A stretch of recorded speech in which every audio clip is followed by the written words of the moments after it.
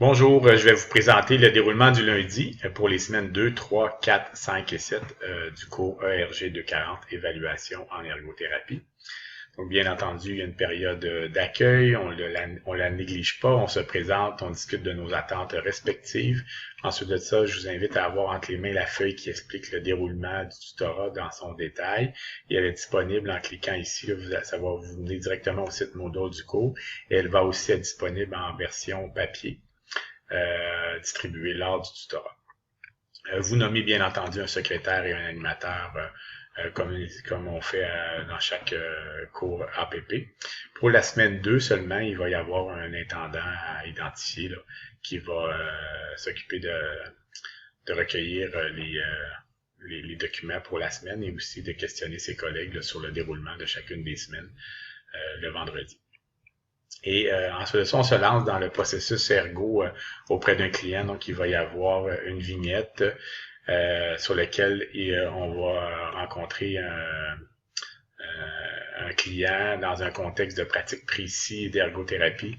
Donc, ça va être important de discuter, d'échanger, de clarifier la façon de voir le contexte de pratique, le rôle de l'ergothérapeute dans ce contexte-là, l'équipe de travail aussi, qui est le client, quelles sont ses particularités, avant même de se lancer dans le processus d'évaluation. C'est une étape à ne pas négliger dans tout processus d'intervention en ergothérapie.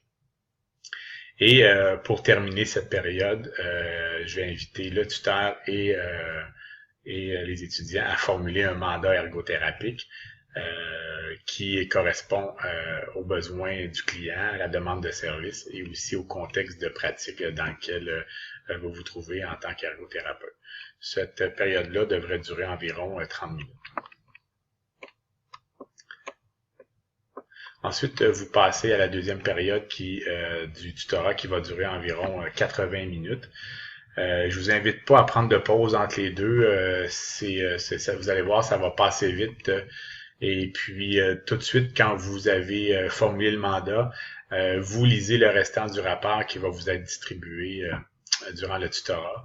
Et à l'aide d'un document qui s'appelle l'assistant du raisonnement clinique, chacun individuellement, certains étudiants vont relever les principaux facteurs qui concernent la personne, d'autres étudiants vont relever les principaux facteurs qui concernent l'environnement et finalement d'autres vont s'intéresser aux principaux facteurs occupationnels qui contribuent à expliquer la situation du client, qui nous aident à mieux comprendre ce client-là et surtout à répondre au mandat que nous avons formulé un petit peu plus tôt.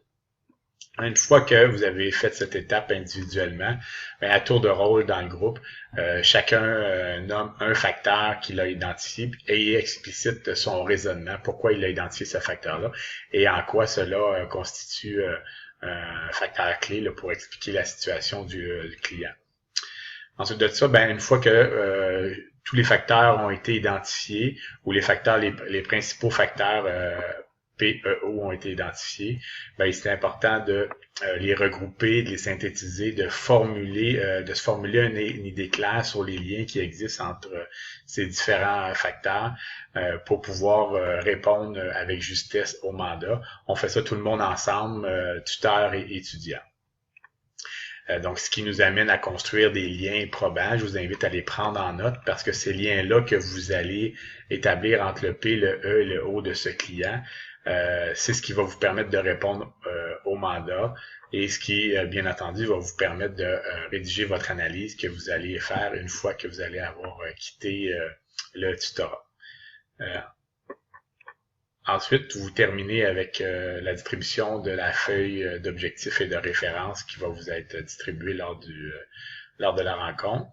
Vous regardez les différentes particularités, les objectifs qui sont à convenir et ainsi que les activités à faire. Dans les activités à faire, il y a une rédaction d'analyse. Si vous cliquez ici sur le lien, ça va vous amener directement aux consignes de rédaction d'analyse qui sont sur le site Moodle du cours. Et aussi, vous allez avoir à concevoir, chaque étudiant va avoir à concevoir sa propre boîte à outils en rapport avec l'information qu'il juge pertinente pour répondre aux 4 premiers objectifs qui sont inscrits sur la feuille d'objectifs ici. et c'est ça va être à faire pour chacune des semaines là, du cours Évaluation en ergothérapie. Et je vous rappelle, puis c'est important de le redire à chaque fois, n'oubliez pas votre portable pour le cours du vendredi. C'est un outil essentiel là, pour pouvoir fonctionner là, dans l'élaboration d'un plan d'évaluation qu'on va faire vendredi. Donc, c'est ce qui se passe pour le lundi. Bref, c'est une rencontre d'équipe où vous allez, à partir d'un rapport existant, vous allez devoir ressortir les éléments pertinents, faire des liens entre les aspects PEO afin de pouvoir répondre à un mandat ergothérapique que vous allez vous avoir vous-même formulé en début de rencontre. Donc, je vous souhaite du plaisir, je vous souhaite une expérience enrichissante, puis à bientôt, au revoir.